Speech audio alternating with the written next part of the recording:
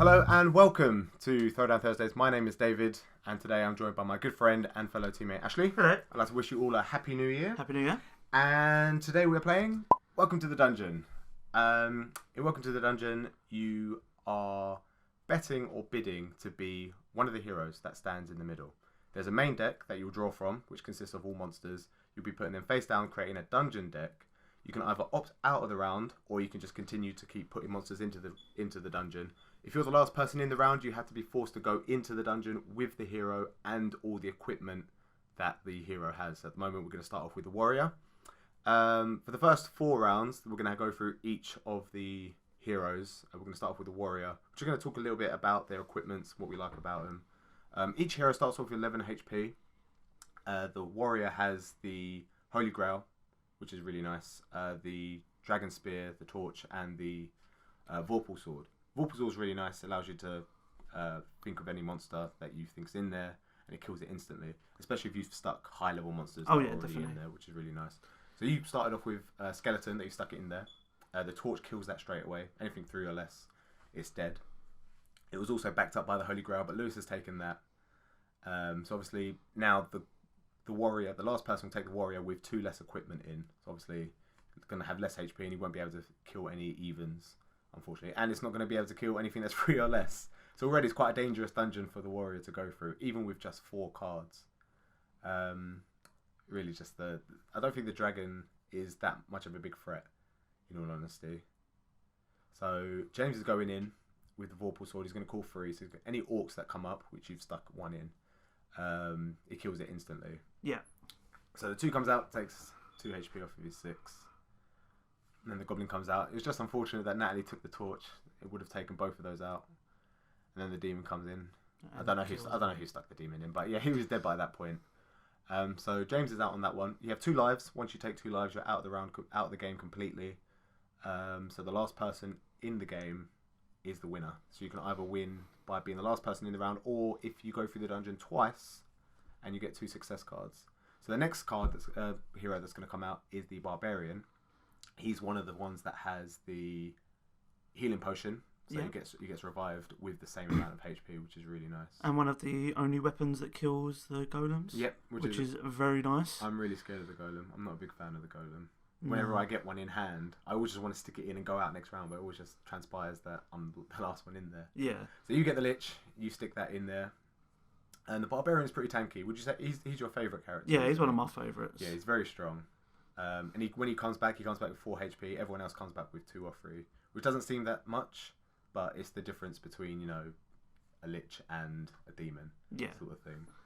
And he's got the Vorpal Axe. So with this, it kills any monster when it comes out. So everyone's out already on this one. You only stuck 2 cards in, but you had the majority of his equipment, but you decided to go out anyway. Yeah. I mean, Natalie took the torch again, like she did with the hero, the warrior. So she takes that hit from the Lich, which she should have done is taken a hit, taken it out with the Vorpal Sword. She still would have had 5 HP, taken damage from the first orc, then died to the second orc, revived, then only would have taken 1 damage, and then with 3. She would have won. So I think the Vorpal Axe, the Vorpal Sword, definitely use those against higher valued monsters. Yeah, we played 2-player the other day, and I like to use the potion as a last resort. Yeah. In my opinion, I'd like to use all my other items first, and then use that as a last resort. I mean, that's how I like to play with it. Especially for the Barbarian, because he's got 4 HP, so he comes back with a lot more. So she definitely would have survived then. The Rogue is really nice. She has the invisibility cloak, which protects her from 6 and above, which is really nice. Which Lewis just took straight away. Yeah, so automatically I would straight away be out of that one. She has the Vorpal Dagger, which works just the same as the Vorpal Sword. Has the healing potion, obviously she revives. And she has the Ring of Power, which absorbs anything that's 1 or 2 and adds it to her HP. So she can go through the deck quite easily. And you've stuck 2 skeletons in, which is nice. So that's an additional 4 HP. Unfortunately, it's towards the end of the deck at the moment because the deck is getting really big. And you've just stuck the demon in, which you could call with the Vorpal Dagger. But Natalie decides to go in one more time. Crazy. You decide to go out on that one. 10 monsters in the deck. There's only 13 cards. That's pretty much the whole deck. It can do it. It's got the rogue has all its HP. hopefully, if the goblins come out soon, and the first skeleton that you put in comes out soon, she might be able to do it. Unfortunately, she takes a heavy hit from the golem. She picks 6 with the Vorpal dagger. I don't know. I didn't actually look at the editing, but I'm not too sure if she put the 6 in. So you put the demon in, yeah. and already she's dead. So she's dead. Really unfortunate. The 2 really strong powerhouses came in. And then all the health. All the health comes in, yeah. So that extra 3 would have been beneficial. Unfortunately, if she called the 5, maybe she could have gone through it. Maybe I can't calculate that quick off the top of my head, but she may have died to the Lich. If she didn't die to the Lich, then she would have gained an additional 3 HP after that as well, and then the vampire was there after that. Yeah, it was a tricky run for her. Yeah, exactly. On that dungeon. So Natalie loses twice, so she's out of the round, out of the whole game, unfortunately. What we like to do, we like to play with every single hero once, and then after that, you can then pick your favourite heroes each round.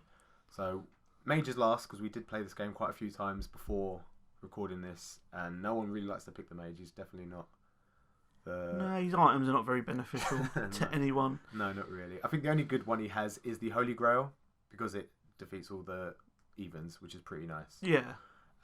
He has the Demonic Pact, which is nice. It defeats the demon, and then the next monster, which is really nice. The Omnipotence is a bit tricky. Every monster has to be different, which is really, really rare. And then he has the Polymorph, so you can skip the monster in the deck, but you have to draw one from the top of the main deck. So you've gone in on this one, Ashley. You take out the first skeleton with the Holy Grail. You decide to use the Polymorph with the dragon, because otherwise you would have died straight away. That's right, yeah. And you get another skeleton, so that wipes out the Omnipotence, unfortunately. So you take the 1 damage, take the 5 damage.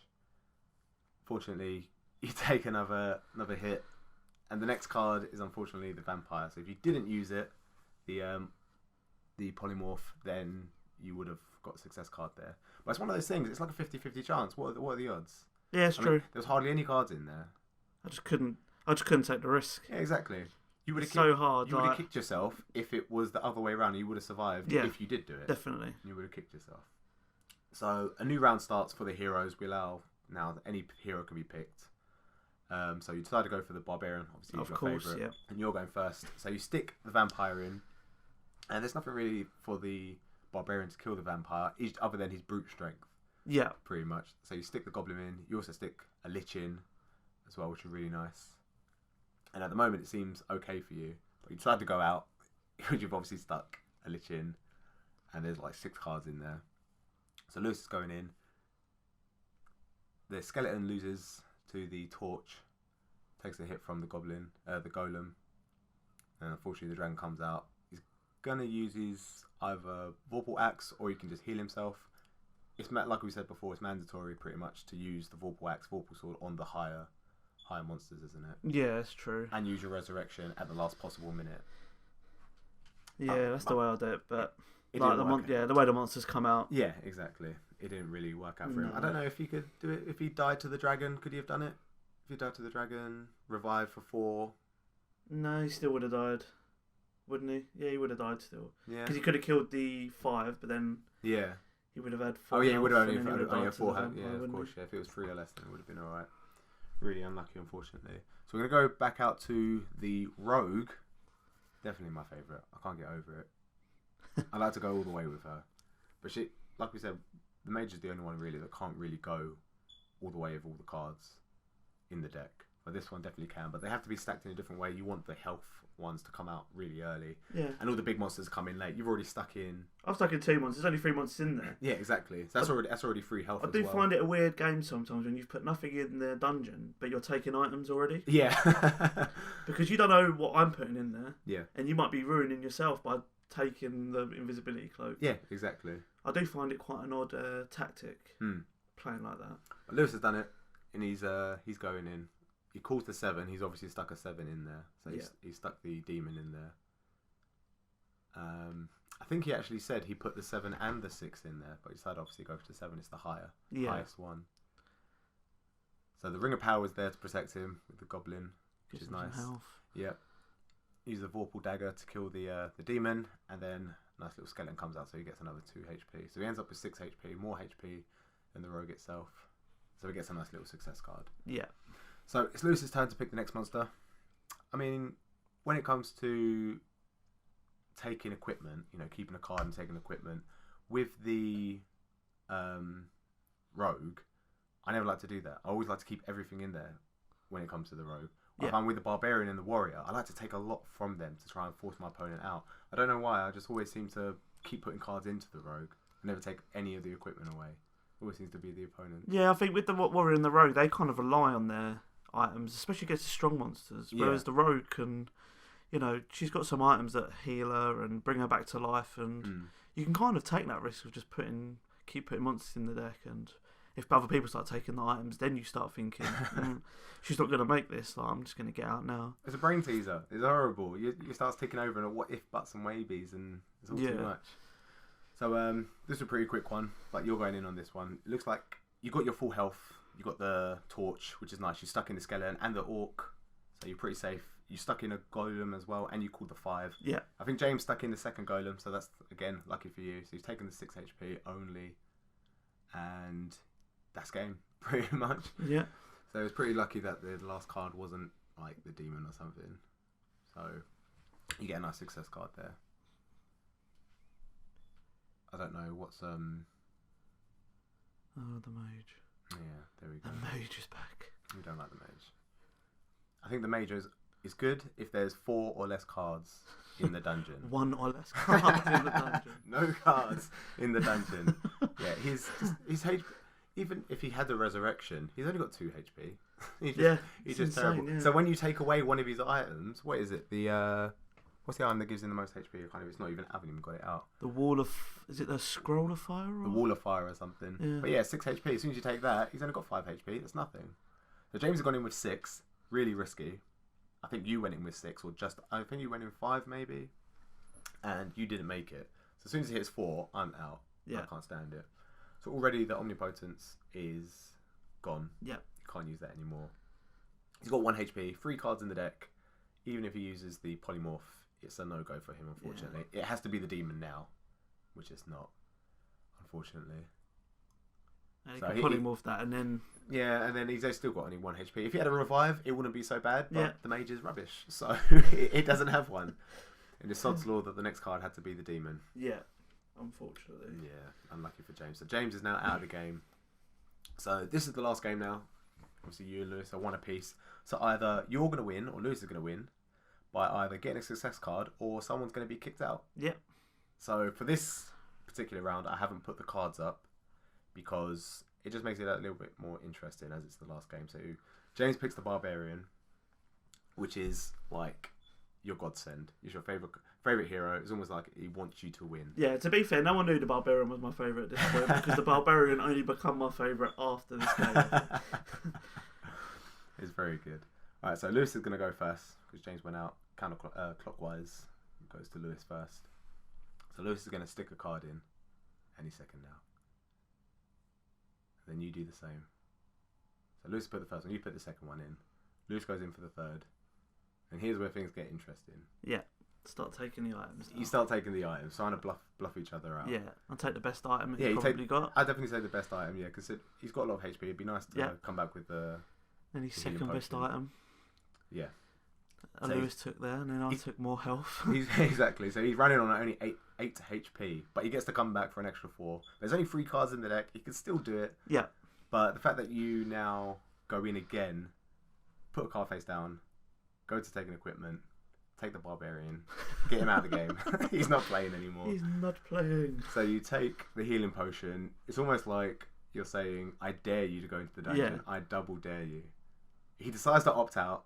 There was probably a long pause, a lot longer than the actual. Oh yeah, I'm pretty certain there was. Yeah. So Lewis put the 2 orcs in. You put the skeleton in.